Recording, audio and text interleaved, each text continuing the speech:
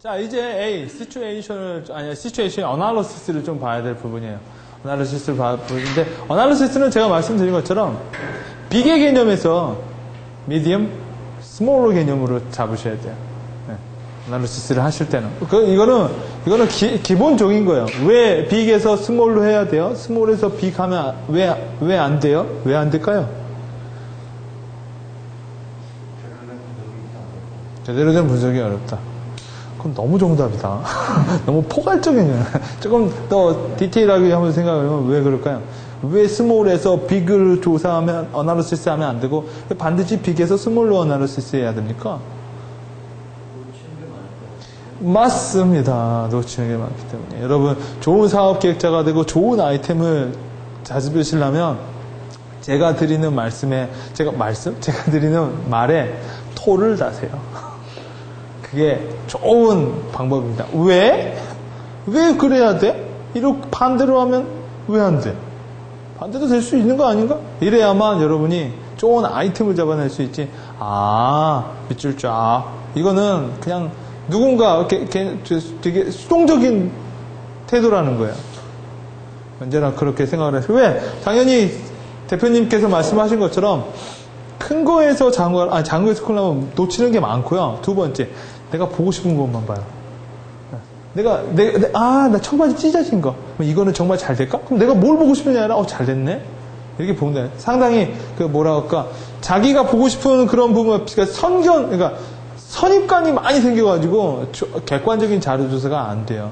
그러나 큰 시장을 먼저 보고, 작은 시장으로 보면은, 일단, 누락을 방지할 수 있다는 점. 그 다음에 객관성을 좀 많이 확보할 수 있다는 점이 있기 때문에 빅에서 스몰의 개념으로 분석을 하셔야 돼요. 이것도 한번 참고해 보시고요. 시장이 없다면 직접 만들어야 된다는 부분. 시장 점유율을 좀 표현해 줄 부분이 있어요. 여러분, 시장 점유율은 만들기가 쉬워요. 시장 점유율은 일단 인터넷에 찾아보면 되고요. 인터넷 찾아봤는데 없어. 그러면 어떻게 해야 될까요? 만들면 되죠. 매출, 업계 자료들 있죠? 몇 개. 일단, 한 5개 업체 정도 잡아가지고 걔네들 홈페이지에 아니면, 코스닥 사이트 이런 데 있죠? 그러면 다 매출표가 나와 있어요. 얘네들 몇 년. 주식회사들은. 얘네들이 200억 얼마 했고, 이 B사는 뭐 했어요. 그러면 전체, 어차피 시장은 5개, 상위 한 3, 4개 업체가 80% 차지하고 있어요. 걔네들 매출을 가지고 100분율로 바꾸면, 퍼센티지가 나오겠죠. 그게 바로 시장 점유율이라는 거예요. 그리고 걔네들이 전체 다 가지고 있는 게 전체 시장의 버짓이고요. 현재 구축되어 있는 시장이라는 거예요. 그죠? 내가 한번 내가 청바지 찢어진 거 있죠? 이런 거 한번 해보죠. 청바지를 입고 있는데 한쪽은 반이고 한쪽은 길어. 골 때리는 청바지가 있어요. 이 시장이 얼마나 형성이 됐을까? 근데 이게 유행이야. 그럼 어떻게 해볼 수 있을까요? 인터넷 찾아봐. 안 했어. 누구도 그 짓은 안 했어. 왜? 돈이 안 되니까. 내가 한번 해보고 싶은 거야. 그래가지고 다 인터넷에 보니까 정 안 나. 그래서 동대문에 갔어요. 아저씨한테 물어봤어요. 아저씨 이거 하루에 몇 개나 팔으려요? 한 10개 나가나? 하나 2만 원이면은 10개 나가면 얼마예요? 20만 원이죠. 아저씨, 이 동대문 상권에 아저씨 같은 사람 몇 놈 있어요? 한 100놈 있나? 그래요? 아저씨 이름이 뭐예요? 몇 년 일했어요? 한 15년 정도 일했지.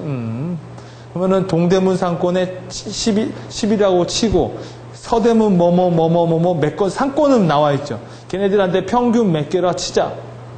곱하기 상점 몇 개 나누죠. 그 다음에 한 5% 차감을 둬요.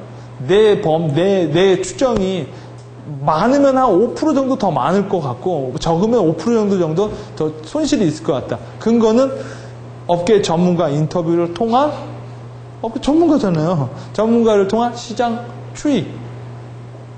그리고 나서 시장 전체가 나오죠. 그리고 그 다음 달에 가서 물어봤어요. 아저씨 올해는 어떻게 이 자식 왜 나와서 뭔 짓 하는 거야? 올해는 좀 잘 나가네. 25개. 하면 5% 상승. 그렇게 가능한 거예요. 다들 그렇게 해요. 여러분, 생각해보세요. 신발 밑창 시장. 어떤 미친놈이 밑창 그거 새로 다니겠어요? 안 다녀요, 새로. 보통 그거 어떻게 보냐. 그 신발 시장이 몇 % 성장하면요, 밑창은 어떻게 가요? 따라갈 거 아니에요. 그죠. 가발 시장. 예. 어떻게 갈 거예요? 가발은 대머리 아저씨 시장이랑 또 같이 간다고요. 예. 그렇게 이렇게 보면 안 되는 게 어딨어. 개그 콘서트처럼 다 되지. 안 되는 게 어딨어. 다 돼요. 의지만 있으면. 이렇게 여러분이 시장 점유율을 만들어낼 수 있고 하다 보면은 참 별거 아니라는 생각이 들어요. 참.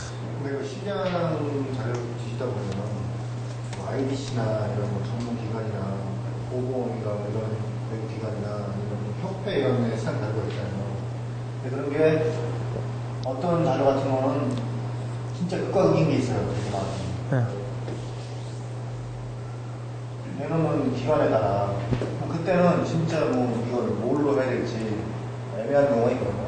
그럴 때 그 어떤 그 기관의 특성 같은 거는 어떤 식으로 알아봐야 이게 예를 들어서 단위가 100이면 그놈들이 대충 스타일이 얘네들은 실제가 한 50이면 한 2배로 뻥튀기 한다든가 아니면 얘는 실제보다 약간 비관적이라든가 그런 걸 알아야 그거 가지고 제가 약간 바꿔서 그거는 일단은 그런 자료가 직접적인 자료가 있으면 직접적인 자료를 인용을 해야 돼요. 얘가 흐트러뜨리는 건 별로 안 좋아요. 그리고 극과 극대 자료가 있다라고 하면 먼저 인지도가 많은 업체 거를 쓰는 게 좋고 지금 아까 과장님이 말씀하신 것처럼 똑같은 자료를 봐도 어떤 놈은 이렇게 평가하고 어떤 놈은 이렇게 평가하거든요. 그 얘기는 뭐냐? 보는 관점의 차이고 보는 시각의 차이고 보는 시기의 차이예요. 여러분 남들이 만들어 놓고 베낄 생각은 또 하시고 만들 생각도 많이 하시라는 거예요. 그거 아무것도 아니에요. 제가 뻥 갖춰서 만든 것도 되게 많아요. 인터넷에. 누가 어느 날 나한테 와서 물어보더라고. 이코노미스트인가 어디서. 뭐 그 시장에 대해서 어떻게 생각하십니까? 내가 그 시장에 대해서 어떻게 알아? 생각해 본 적도 없는데 대충 한 500억에서 700억 사이라고 생각합니다. 그 다음날 보니까 나와 있더라고. 이정훈 대표 왈, 이쪽 인터넷 시장은 500에서 700억 형성이 됐으면 차후 5.몇%. 여러분, 이코노미스트 이정훈 치면 제 기사 나와요. 그거 그렇게 해놨어. 근데 더 웃긴 건 내가 어떤 회사에서 PT를 들었는데, 그 인정해 놨어요. 그런 거예요. 그러니까 여러분이 아까 말한 것처럼 다 돼요. 무좀 양발 시장은 어떨까? 그거 일단 여러분 이것도 사업 아이템이에요. 내가 만약 발 벗고 할 일 없고 근데 그런 거 좋아해. 그러면 그런 시장을 좀 더 척도화해서 그런 걸 내가 한 달에 한 10개씩 맨날 가서 조사하고 그거 가서 물어보고 해. 그 데이터를 인터넷에 올려놔요. 그거 좋은 서비스 사업이에요. 그거 애들 인터넷 뒤져보면 뭐예요? 애들은 인터넷 뒤져보면 딱 두 가지예요. 놀던, 정보를 찾던. 그죠? 그런 거 같은 경우에 정보가 없기 때문에 그런 거 돈을 주고 산다고요. 그것만 하고 하면은 그거 몇 푼이나 먹고 살겠어요? 그건 또 바보 같은 소리죠. 그걸 많이 하다 보면 뭐야? 전문가가 되는 거예요. 전문가가 되면 더 큰 일을 갈 수 있는 스텝이 되는 거죠. 그거는 정말 아무것도 자본 없이 할 수 있는 거예요. 건강한 발만 있으면. 그리고 약간의 회전하는 머리만 있으면. 자, 그래서 시장 점유율도 여러분이 작성할 수 있고요. 이런 건 뻔히 나와 있죠. 여러분, 이런 것도 인터넷에 나와 있지 하지만, 딱 보면은, 학생 수, 유치원, 이거 어디 가서 할 수 있어요? 인구 통계청 하면 나올 수 있어요. 그러면요, 1인당 사교육비. 이거 진짜 더 쉬워. 전체 사교육비 나누기 유치원 하면은 1인당 사교육비가 나올 거 아니에요. 그죠? 네, 그 통신학습지, 이거는, 어디 사회교육지 가면 이렇게 그거 있어요. 우리나라의 통신모학원에는 비율적인 게 있어요. 교육청이나 이런 거 가면 거기 퍼센티지로 나누면 나와요. 만약 이게 없어도 내가 다 만들어줘요. 재능학원은 재능학원이 있는 거고. 이것도 내가 몰라도 맞춰줄 수 있어. 나머지 5개를 알고 있다면. 그렇겠죠? 나머지 다 빼보니까 재능이 나머지겠지 뭐. 이런 식으로 해서 여러분이 다 만들어줄 수 있다는 거예요. 그리고 제가 이런 거는 협의회 사람들 다 만나봐도 협의회 사람들이 나한테 묻는데 얼마나 시장이 될 것 같아요? 나보고 조사하는 거 의뢰도 시켜요. 그렇게 해서 만들 수도 있고 우리가 저번에 만든 그 트렌드 분석 있죠? 그것도 여러분 집에 가서 잘 생각해보면 그걸로도 만들 수 있어요. 자, 방법은 되게 많다라는 거예요. 시장의 추이. 여러분 추이 이렇게 쓰시면 별로 안 좋아요. 어떻게 추이가 이렇게 많어? 그죠? 만약 이렇게 많다면 큰 추이가 하나죠. 나머지는 추이들의 그냥 가지들이고요. 자, 이렇게 볼 수도 있고, 이것도 하나의 트렌드로 볼 수도 있고요. 자, 이렇게 해줄 수도 있죠. 근데 여러분이 이거 같은 경우에는 이렇게 해주는 것보다 이거 한 페이지로 잡아주는 게 훨씬 더 이해가 더 좋아. 이거 복잡하단 말이야. 결국 이 사람이 강조하고 싶은 건 이거잖아. 그렇죠? 그러면 액션의 순서도 틀렸죠. 이거 나오고 이게 위에서 이렇게 쿵 찍는 게 훨씬 더 임팩트가 있겠죠. 자, 그런 부분도 여러분 생각해 보시고, 이런 것도 이렇게 뒷페이지로 해서 이게 중요하다면 크게 때려주는 게 훨씬 더 임팩트가 있어요. 이 파워포인트에 만약 이건 어쩔 수 없지. 만약 페이지 제한을 20페이지 이상 쓰지 말아라 하면 어쩔 수가 없는 거지만, 페이지 제한이 없을 경우에는 좀 넉넉하게 써주는 게 훨씬 더 이해가 더 좋아요. 자, 이렇게 해주는 부분. 시장 규모 및 추이, 시장 상황. 반드시 시장 규모에 대한 얘기를 해주셔야 돼요. 네. 그리고 신규 사업 아이템 같은 경우에는 시장 규모가 커야 돼요. 일단. 여러분 돈 주는 사람은요, 딱 두 개예요. 다 먹을 수 있던가, 아니면 빨리 먹을 수 있던가. 그러니까 독과점의 법칙이 걸리던가 아니면 회수율이 빠르던가 이거 중에 하나라도 안 걸려있으면 투자 여건이 좀 안 만들어져요. 그래서 투자 사업 계획서 보면은 맨날 그래. 독과점의 법칙, 선점의 원칙 이 얘기를 하고 그래서 영화나 이런 게 투자가 잘 되죠. 왜요? 두 개가 다 되잖아요. 독과점 한방 대박이라는 게 나오죠. 그리고 왜요? 영화는 길어야 6개월 정도면 회수가 된다고요. 회수가 되던 망했던 뭐가 나온다라는 거지. 근데 뭐 연구개발 R&D가 잘 안 되는 이유가 뭐겠어요? 언제 나올 줄 모르니까 잘 안 되는 거예요. 이렇게 여러분이 시장 규모를 해주고 이게 저번에 아까 말했던 그 제품의 라이프 사이클이라는 거예요. 제품의 라이프 사이클이기도 하고요. 이게 바로 확산 이론 그래프이기도 해요. 모든 물건은 이렇게 배웠죠 수업 시간에 이렇게 해서 early adopter, adapter, mediator, moderator, lagger 이런 식으로 제품을 수용하는 층이 있다라는 거예요. 그래서 언제나 제품 상품 개발할 때는 early adapter를 먼저 잡아라. 걔네들이 이제 매니아층, 걔네들이 입소문을 터뜨리게 만들어라. 이런 포인트를 많이 잡아요. 이렇게 시장 구도. 그거 한 다음에 이제 경쟁사를 분석함에 있어서는 차별화에 따른 경쟁사 분석하는 게 제일 좋은 거예요. 차별화에 따른.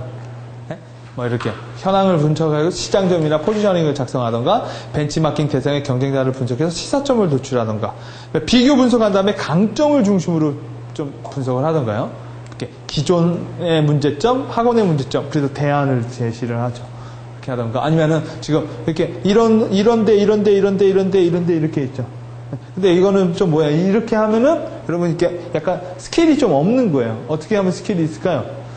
포인트 되는 데는 빨간색으로 이렇게 그어줘야 읽힌다는 거예요. 누가 이거를 붙잡고 읽겠어요? 여러분 사업계획서 쓰는 사람. 이거 이렇게 쓰면 읽지 말라는 소리예요. 이렇게 해주거나 아니면은 전체 중요하면 이쪽만 빨간색으로 이렇게 포인트 딱 해주거나 그러면은 읽힌다라는 거죠. 자, 이렇게 해주는 경우도 있고.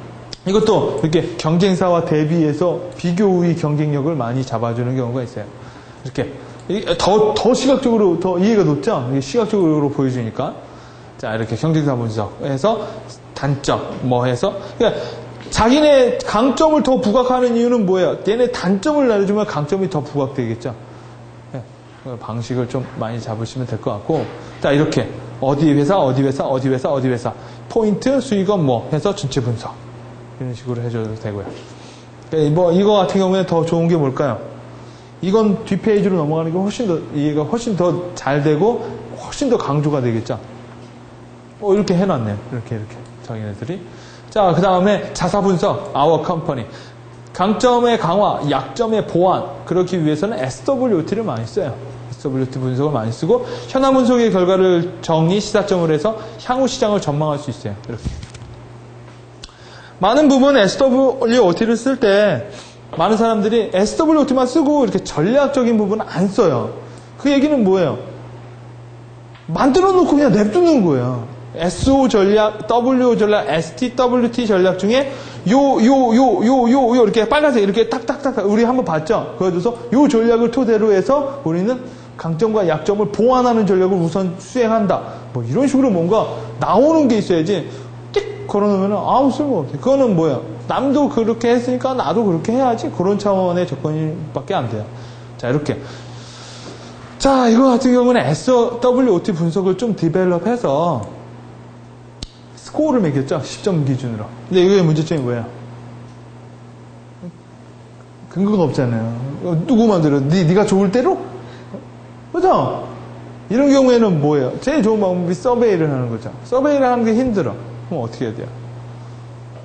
FGI를 이용하는 거예요, FGI는. 그룹 포커스 인터뷰를 이용해서. 근데 FGI 하면 돈이 많이 들잖아요. 그럼 직원들 데리고 하면 될 거 아니에요. 직원들 데리고. 너 어떻게 생각하냐?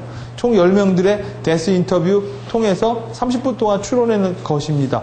그 밝혀놓은 것과 아무 근거 없이 이렇게 적어놓은 것과 뭐가 신뢰도가 더 줄 것 같아요? 이거는 좋게 나와도 더 안 좋은 거예요.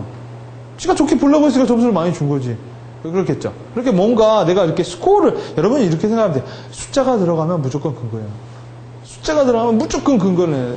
왜? 인터넷에 포함고는 근거 뭐예요? 소스 1. 내가 만든 건 산출 기준. 무조건 숫자를 쓰면 되는데, 민감한 부분이에요. 자, 하다못해 손익계산서도 그러는데, 이런 계에서 당연히 그래야겠죠.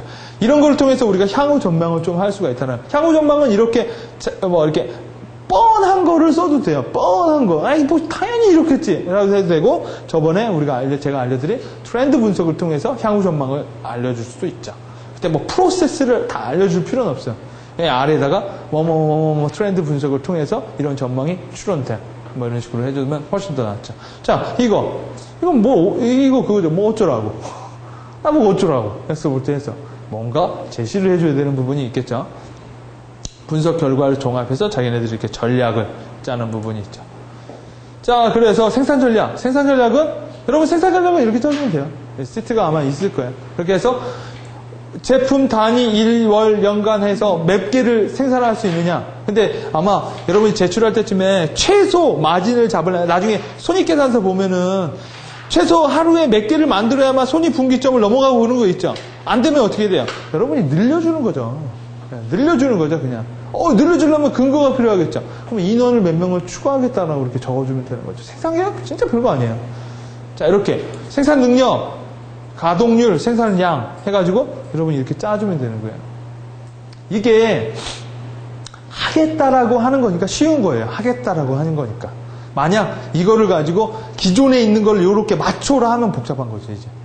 왜냐면 효율 따지고 뭐 생산 라인을 줄인다 뭐 한다지만 돈만 주면 이렇게 하겠다라는 건데 이건 내가 말하기 나름인 거죠. 자, 그냥 생산 계획 남들도 다 이렇게 하고 있고요. 그다음 생산 계획 이렇게 짜고 있고요. 이렇게. 이거는 지금 여기서 사례 보이는 거는 제가 저작권 문제 때문에 여러분한테 드릴 수는 없는데 필요하신 분이 있으면 제가 게시판에다 올려놓을 테니까 다운로드 받으시면 풀로 받을 수 있어요. 이거 같은 경우에는 실제적으로 펀딩을 받은 기획서라고 하니까 여러분이 참조하면 참조가 되겠죠. 이 강의 이 강의 끝나고 바로 게시판에 올라가요. 그리고 제가 여러분한테 도메인을 하나 알려드릴 거예요. 지금 알려드리면 www.planfactory factory.co.kr 들어가 보시면 아카데미라고 있어요.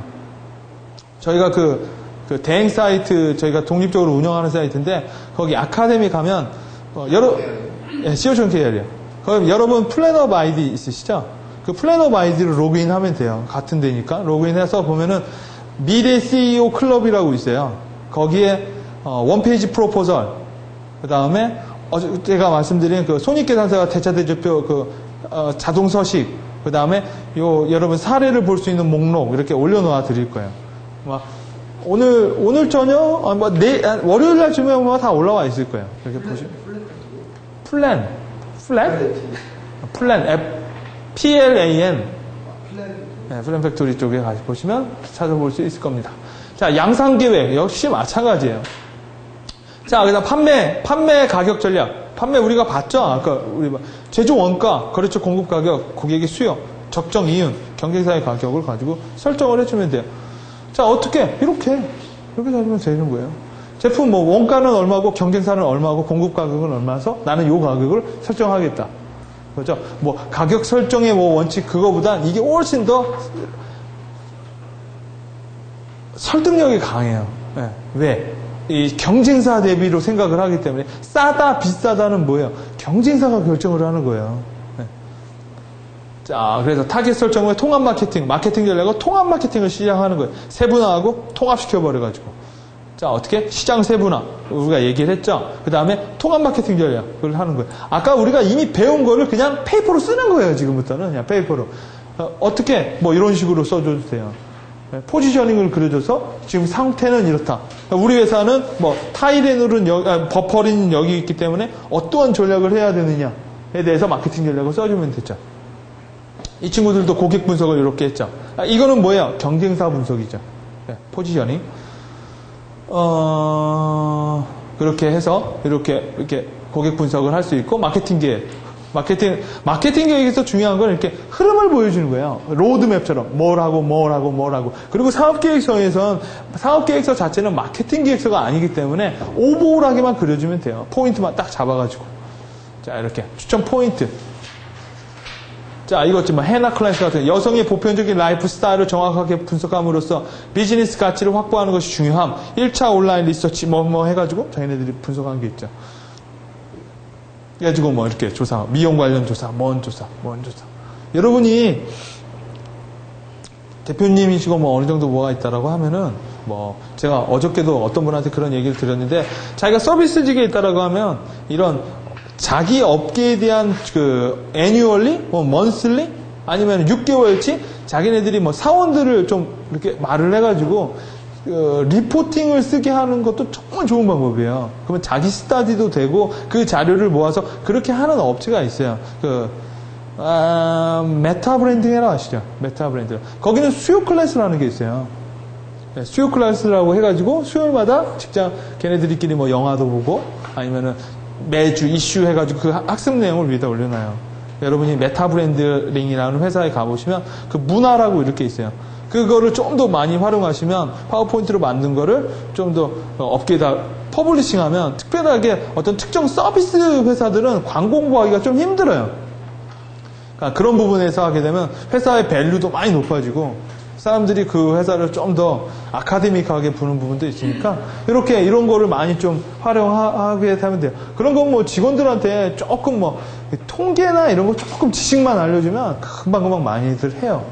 자, 그리고 이렇게 마케팅 계획, 이렇게 인지도, 시기적 유행, 교육 활동 뭐 이런 식으로 요구된다고 하고 교육 차별화 뭐 이렇게 뭐 업체별로 어떻게 차별화할 것이냐 뭐 이렇게 이런 식으로도 표현을 해주고요. 뭐 홍보 전략은 이렇게 단계별로도 많이 해요. 인지 전략, 인지 단계, 선호도 확산 단계, 집중 홍보 단계, 파급 단계. 왜 이렇게 해주느냐? 이렇게 해야 타임라인으로 이해가 돼서 이해가 더 잘 되는 거예요. 시기별로. 사람을 이해시킬 때는요, 기준점이 있어야 돼요. 무조건. 제일 좋은 게 뭐냐? 타임라인이에요. 여러분, 서론, 본론, 결론도요, 타임라인이에요. 연역에 1999년부터 우리 회사가 뭐에 따라서 타임라인이에요. 그렇죠? 챕터 1, 2, 3, 4, 5도 뭐예요? 결국 타임라인이에요. 타임라인으로 구분 안 해주면 되게 헷갈려진다 그러고. 미래, 과거, 현재, 미래고요. 손익계산서는 뭐예요? 과거 추이를 통해서 미래를 보는 거죠. 역시 타임라인이에요. 타임라인이 가장 사람들이 쉽게 생각을 한다는 거예요. 그래서 이렇게 홍보 전략도 이렇게 확산. 아까 우리 봤죠? 진입, 도약, 안전, 뭐 확산 이것도 역시 타임라인 시간별로 뭘 하느냐에 대한 얘기죠. 트렌드도 타임라인입니다. 이렇게 여러분이 포지션도 좀 잡을 수 있다라는 거고 이렇게 뭐 이 친구 같은 경우에는 마켓 포지션 자기의 사업 영역 같은 거를 이렇게 표현을 마케팅 전략 그거에 따른 마케팅 전략을 이렇게 해서 잠재 고객 확보, 고객 유도, 판매, 고객 지원 해가지고 기술 개발을 통한 뭐 마케팅 전략을 실행한다. 이렇게 잡았을 수도 있죠.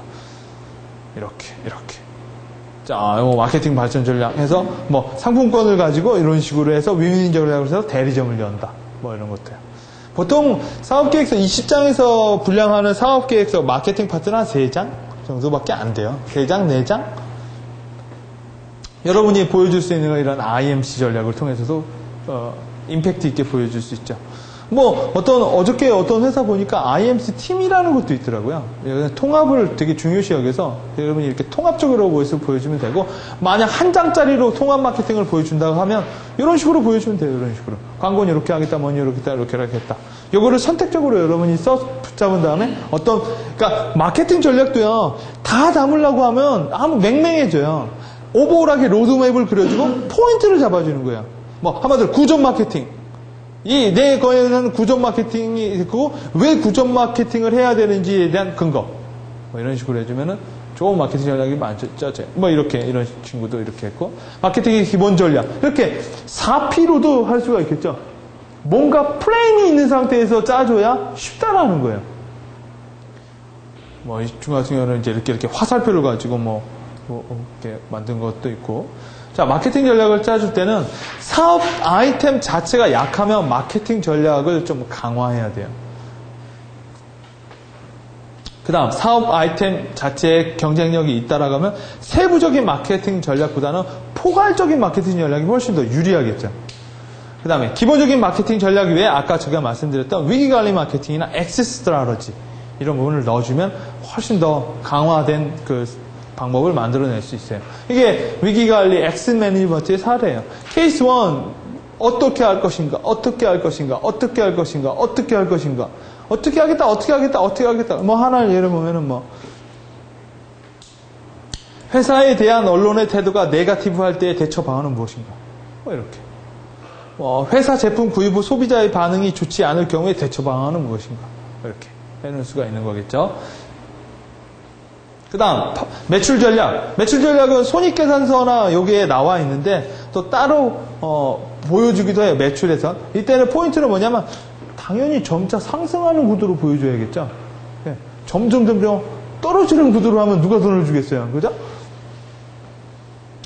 그래서 이렇게 하는 거예요. 이렇게 해서 이렇게 매출 전략표를 딱 하고 나서 2005년까지 있으면 2006년도에는 3.5% 증가하겠다. 왜? GNP나 과거 추세나 동종자료를 봤을 때 3.5%를 했으니까 나도 그대로 적용을 하겠다. 그 다음 이거는 플러스 가상 0.2% 적용하겠다.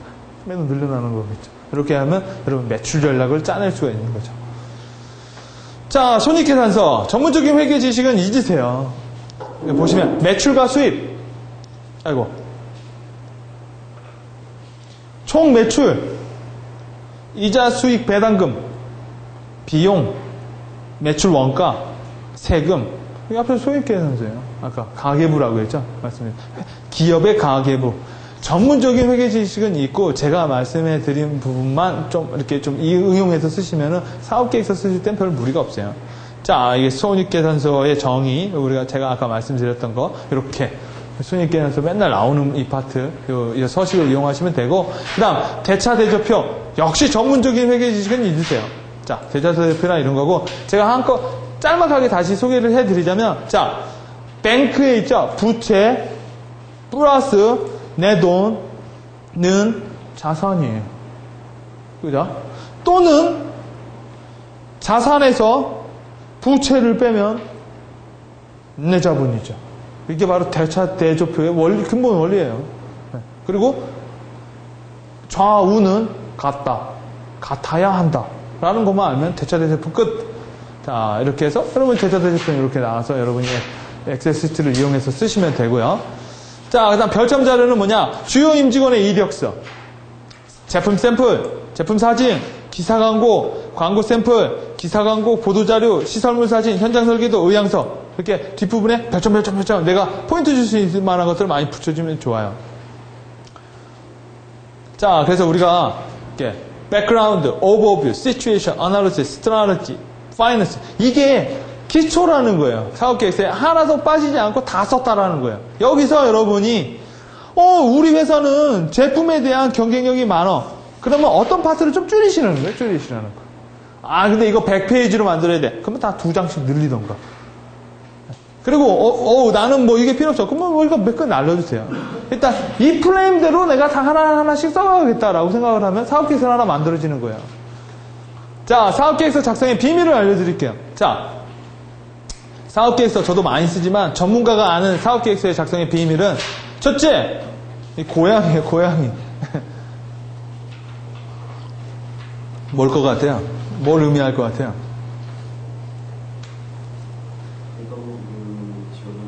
예? 돈가방? 제가 이렇게 교환하는 게 누구 스타일인지 아세요? 나중에 여러분 인터넷에 가셔서 스티브 잡스 프레젠테이션 한번 쳐보세요. 스티브 잡스가 이렇게 해요. 예, 그림 하나 딱 그려놓고 그냥 쫙 얘기하거든요.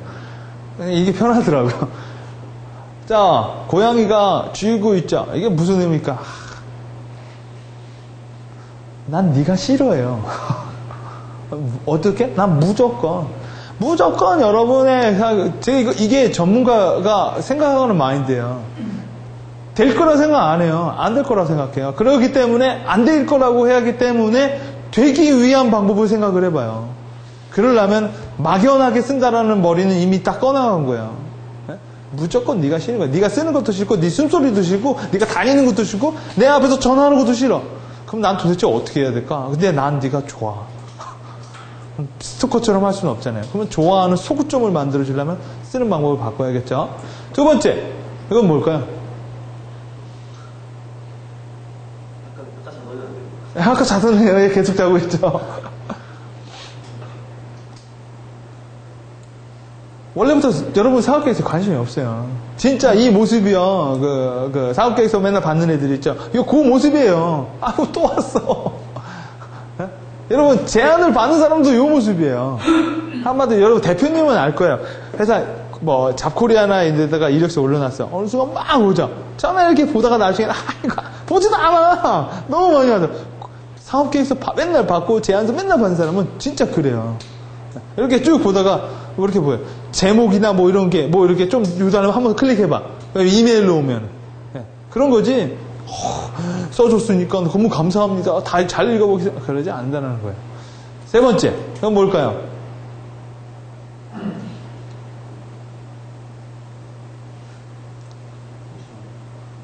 원래 의심해요, 여러분. 여러분 이제 이런 사업 한다고 하면 과연 무조건 의심해요. 그러려면 여러분 어떻게 해야겠어요?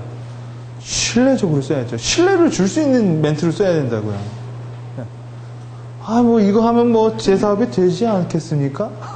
그럼 다 안 되는 거지. 쓰는 사람이 벌써 그러면 당연히 안 되는 거죠. 그렇죠? 이거 될 수 있고, 이거 될 수 있는 근거는 이거 해서 될 수 있습니다. 시장은 점점 늘고 있는데, 뭐 제가 트렌드 분석해보는 거가 충분히 높을 수 있고, 시장 점유율 제가 동대문 가가지고 다 재봤더니, 이만큼 향상되고 있고, 근데 지금 안 하면 사업 실패할 수도 있습니다. 이게 필요해요. 지금이라는 게 필요하다면, 지금. 왜냐면 사람들 자꾸 뒤로 미루려고 하거든요. 지금 하지 않으면 이 기회를 놓칠런지 모릅니다. 라고 하면 움직여요. 자, 이건 뭘까요?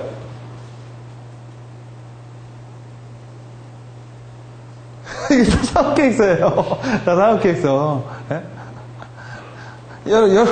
검토해야 사업계획서가 산더미. 전문적으로 하는 사람들이고, 이거 담당자들은, 여러분, 제안서 하나 보내드리니까 지겨 죽겠다라는 거야. 그러려 여러분이 당연히 쉽게 써야 될 생각을 여러분 당연히 해야겠죠. 이게 제가 말씀드리는 게 구호적인 말이 아니라 진짜 그렇다라는 거예요. 입장 바꿔놓고 여러분이 삼성그룹의 제안 담당자라고 생각해봐요. 하루에 몇 개의 제안서를 내가 받게 될지 읽어볼 것 같아요. 읽어봐가지고 내가 막 사장님 이거예요 이럴 것 같아요. 무조건 꼬투리를 잡는 이렇게 생각해보면 되겠다. 사업계획서 이렇게 보면은 이렇게 있죠. 제휴나 좋은 의견이 있으면 언제든지 보내주십시오. 담당자가 연락을 해드리겠습니다. 그걸 지우세요. 한번 보내보시오. 당신의 사업계획서에 꼬투리를 잡아서 바로 거절해볼랍니다. 이렇게만 하는 게 더 나을지도 몰라. 그렇게 하면은 여러분 꼬투리 잡힐 일은 안 하겠죠. 여러분 꼬투리만 안 잡혀도 붙을 확률은 조금 높게 잡을 수도 있지도 몰라요. 어쩜 제안을 볼거나 사업계획서 한번 써보십시오는 당신이 얼마나 잘하는지 한번 보고 싶습니다가 아닐지도 몰라. 지겨워 죽겠어. 너 어떻게 하면 제안서 한번 사업계획서 받아서 어떻게 하면 저 자식 한번 떨궈버릴까? 이런지도 몰라요. 그렇게 하면 여러분 작성 방법이 아마 많이 바뀌어서 생각이 들겠죠.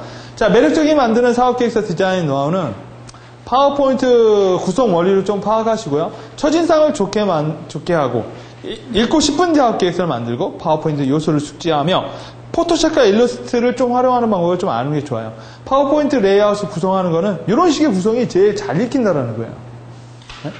이렇게 30, 70 구성으로 하는 게 사람들이. 그냥 이게 쭉 글로 해놓으면 되게 어렵다는 거. 아니면 뭐 좌로 한다면 뭐 해야 돼요? 그림보다는 글. 설명에 대한 거 이렇게. 이것도 역시 70, 30. 가지고 한 페이지에 너무 많은 내용을 주지 마세요. 읽기가 힘드니까. 자, 두 번째. 읽고 싶은 사업계획서를 만들자. 이렇게. 근데 우리 여기서 한번 재밌는 거 우리가 한번 해볼 수 있죠. 읽고 싶은 사업계획서를 쓰자. 간결하게 하라, 명확하게 하라, 도형화 그래프를 써라, 여백을 많이 활용하라. 이건 너무 뻔한 거잖아요. 읽기 싫은 사업계획서를 쓰려고 하면 어떻게 해야 될까요?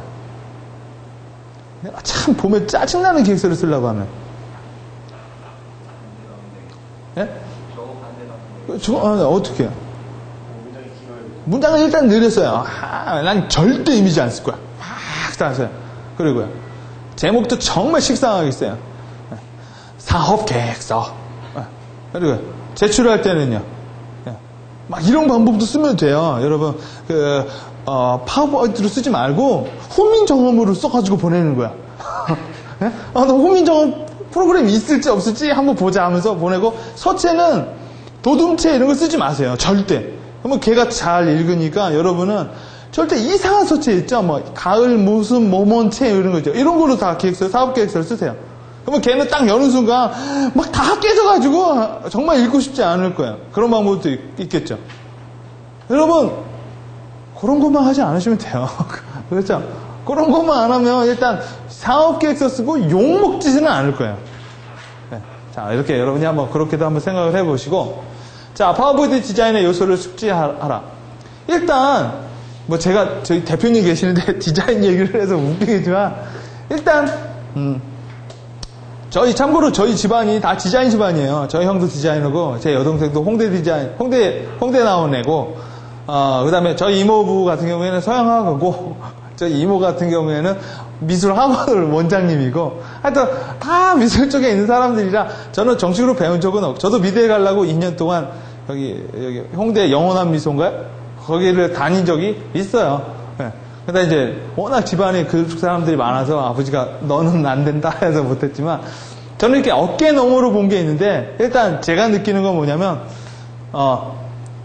자제하면 돼요. 자제하면. 네. 저희 형님이 그런 얘기 하더라고요. 디자인 학원을 다닐 때는 툴을 배운대요. 여러 가지. 졸업하고 시험에 나가면 안 쓰는 걸 배운대요. 네. 근데 안 쓰는 게 더 어렵대요. 그래서 학원이나 이런 데 다닌 사람들은 파워포인트도 마찬가지. 처음 배운 친구들, 대학생 파워포인트의 특징은 뭐냐면 요랑 뻑적지근해요. 뭐 액션 찐따 집어넣고 막 색깔 막 올과 빨간 무지개색 나오고. 그러나 전문가들 계획서가 보면은 되게 심플해요. 서체도 심플하고 여러 가지 심플해요. 일단 폰트, 컬러 되도록 좀 자제하시고 쓰는, 너무 변화무쌍하게 쓰지 마시고 그냥 기본적인 거. 뭐 서체는 산돌 명조체, 산돌 고딕체 이런 게 좋아요. 네. 고딕체보단 자폭이 훨씬 더 좁아서 훨씬 더 이렇게 샤프하게 나와요. 뭐 대행사 같은 경우는 가능각진 제목체 이런 걸 많이 써요. 네. 일단 그 다음에 신명조체도 공무원들이 참 선호하는 서체죠. 네. 신명조체 같은 경우에도 산돌명조체가 훨씬 더 이뻐요. 자폭이 좁기 때문에. 파워포인트는 나쁜 게 자폭을 조절하는 기능이 없어요. 네. 일단 있는 서체를 그냥 써야 되는 거예요. 이런 거 부분에 좀 신경을 쓰고, 충돌을 막아라. 아까 봤죠? 막 이런데 삐져나오고 숨 못 쉬게 막 그냥 막 도에 막 이빨 그려놓고 그러면 더 촌스러워 보이고 이해가 떨어져요. 이런 부분을 좀 신경을 쓰면 되고, 이렇게 포토샵과 일러스트까지는 필요가 없을지도 몰라. 포토샵은 좀 쓸 줄 알아야 돼요. 승현 씨 쓸 줄 알아요? 경제학을 배우는 것보다는 포토샵을 배우는 게 인생에 더 좋을지도 몰라. 나는 그렇게 봐. 경제학은 몰라도 그만이에요. 어차피 모르면 모르는 대로 사는 건데, 포토샵은 한번 알게 되면 파워포인트가 바뀌어요. 근데 일러스트 아까 말씀하신 대로 아리백에서 파워포인트를 하잖아요. 예. 자간이 좁혀지지 않으니까 일러스트가 되면 자간의 그 장이 다 들어가요. 아, 일러스트로 이 파워포인트를? 네, 글씨를. 근데 근데 그 문제는 이제 이미지로 들어가 버린다는 거예요. 저 같은 경우는 그렇게 시작하거든요. IBM을 하니까 글씨가 정말 공무원처럼 돼요. 그러니까 맥을 쓰시는구나. 그래서 네. 이것도 한달 이제 맥이 없고요. 일단 우리 저희에게는 맥이 없고 일단 일반적인 저기 일러스트가 있잖아요, 프로그램이. IBM에서 PC에서 쓰는 일러스트요? 네. 있죠. 있는데 여기다 갖다 쓰면 이미지로 들어와 버려요. 파워포인트는 그런 걸 인식을 못 해요. 그냥 캡처 받아가지고 이미지로 끌지 않으면 다 깨져버리니까. 어차피 포토샵에서 나오는 건 다 그림으로 들어와요. 그림으로 다 들어와요. 이미지로. JPG나 뭐 WMV 뭐 이런 걸로 들어오죠. 이미지를 들어온 거에 텍스트를 이제 입력을 해가지고 텍스트만 바꿀 수 있게 만들어요. 그렇죠. 근데 뭐 그렇게 하죠. 뭐 어떤 분은 쿼기나 이런 걸로 기획서 쓰시는 분도 있거든요. 근데 그런 경우에는 너무 힘들잖아. 뭐 하나 하려면 막 되게 오래 파워포인트는 빨리빨리 쓰고 나갈 수 있잖아요. 그러니까 뭐 자폭 서체 폰트가 이쁘다고 되는 건 아니지만 근데 그런 건 있어요. 폰트만 변해도 되게 전문성이 높아 보이는 경우는 분명히 있어요. 여러분 그래서 사업계획서 쓸 때 굴림체 같은 건 좀 쓰지 마세요. 네. 여러분 사업계획서나 이런 비즈니스 문서는요. 각이 있는 석재가 좋아요. 각이 있는 석재가. 각 잡고 살아야 돼요. 원래 비즈니스 할 땐. 둥글둥글 세상 둥글둥글게 하면 별로 안 좋다. 굴림체가 둥글둥글하니까 별로 이렇게 보면은 이렇게 막 여러분 막 그 뭐 신문지 뭐 타임지체 뭐 이런 거 있잖아요. 세리프라고 하죠. 이렇게 뾰족뾰족 있는 거 그런 색채를 좋아하는 것처럼 그런 걸 좀 써주면 되고 포토샵은 학원은 다니지 마세요. 아마 대표님도 그 얘기 하실지도 몰라.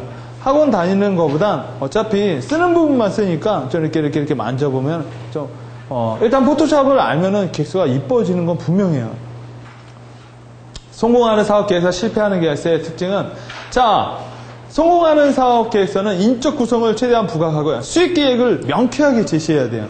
그다음 이렇게 이것도 다 뒤에 나와 있습니다. 그다음 경쟁 관계를 명쾌하게 제시하고요. 이렇게. 그 다음에 환경에 대해서 통찰력을 부각하고 위기관리 엑스트라로지를 제시하는 게 좋고 실패하는 사업계획서의 특징은 뭐냐? 성공 사례를 대충 다뤄요. 그 다음 두 번째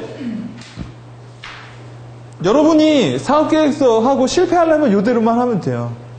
성공 사례를 대충 다루시면 여러분이 원하는 대로 실패할 수 있고요. 제휴 사실을 되게 강조하는 경우가 있어요. 우리 회사는 어디랑 제휴됐다. 이래도 실패해요. 왜? 제휴된 거는 플러스는 돼도 그게 주가 되질 않아요. 그 다음, 지나치게 미래중심적이에요. 돈만 주면, 이것도 떨어지는 그 중에 하나고요. 그 다음, 사업의 단계별 경영 전략이 없어요. 단계별. 그냥 하나, 획일화 전략밖에 없어도 떨어져요. 이 사람처럼 슉 떨어진다는 거예요. 지나치게 비밀 유지를 강조하는 경우도 있어요. 뭐만 보려면 비밀 유지, 탑 컨피던스 뭐 해가지고 뭐 누구를 만나면 이러면 안 봐. 귀찮아서. 예.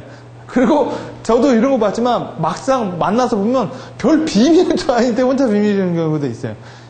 지나치게 비밀 유지를 강조해도 안 좋고요. 지나치게 많은 투자 의견을 듣는 경우에도 안 돼요. 예. 왜?